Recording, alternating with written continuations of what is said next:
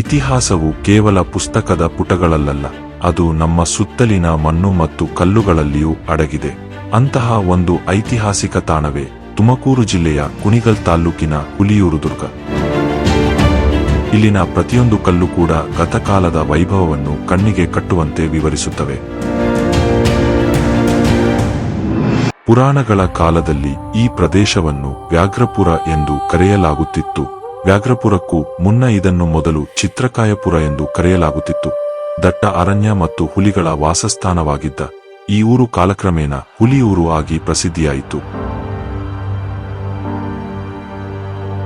ಬೆಂಗಳೂರು ನಿರ್ಮಾತೃಗಳ ವಂಶಜರಾದ ಇಮ್ಮಡಿ ಹಿರಿಯ ಕೆಂಪೇಗೌಡರು ಕೋಟೆ ಕಟ್ಟಿದ್ರಿಂದ ಹುಲಿಯೂರು ದುರ್ಗವಾಯಿತು.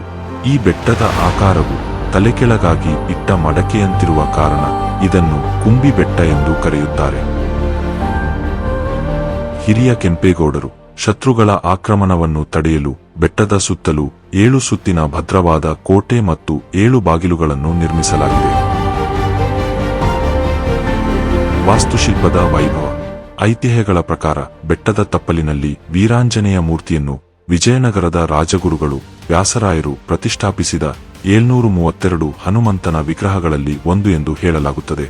ಇಲ್ಲಿನ ಆಂಜನೇಯ ಸ್ವಾಮಿಯು ಅತ್ಯಂತ ತೇಜಸ್ವಿಯಾಗಿದ್ದು ವೀರ ಮುದ್ರೆಯಲ್ಲಿದ್ದಾನೆ. ಈ ವಿಗ್ರಹವು ಭಕ್ತರಲ್ಲಿ ಧೈರ್ಯ ಮತ್ತು ಆತ್ಮವಿಶ್ವಾಸವನ್ನು ತುಂಬುವ ಶಕ್ತಿಯನ್ನು ಹೊಂದಿದೆ ಎಂದು ನಂಬಲಾಗಿದೆ.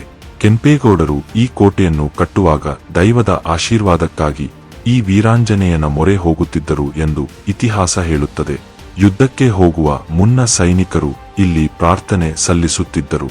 ವಿಶಾಲವಾದ ಕೋಟೆಯ ಆವರಣದಲ್ಲಿ ಚೋಳರ ಶೈಲಿಯ ನವರಂಗದಿಂದ ನಿರ್ಮಿತವಾದ ಶಿವ, ಶ್ರೀ ಗೋಪಾಲಕೃಷ್ಣ ಸ್ವಾಮಿ ಮತ್ತು ಲಕ್ಷ್ಮೀದೇವಿ ದೇವಾಲಯಗಳಿವೆ.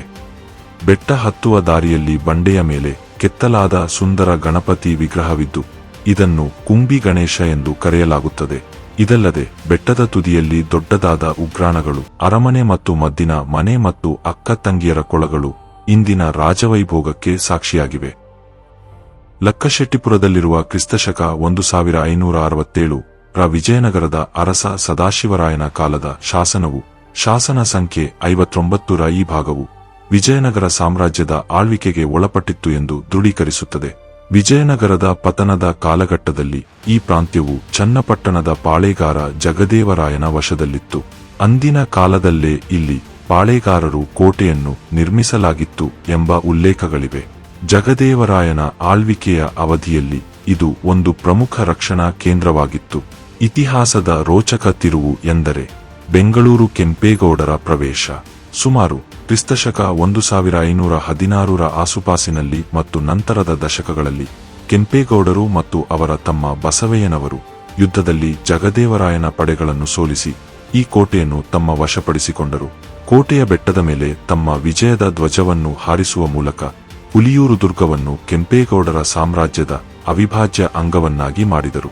ಶತಮಾನಗಳ ಕಾಲ ಅನೇಕ ವೀರರ ಆಶ್ರಯತಾಣವಾಗಿದ್ದ ಈ ದುರ್ಗವು ಮೈಸೂರು ಯುದ್ಧಗಳ ಕಾಲದಲ್ಲಿ ಟಿಪ್ಪು ಸುಲ್ತಾನನ ಪ್ರಬಲ ನೆಲೆಯಾಗಿತ್ತು.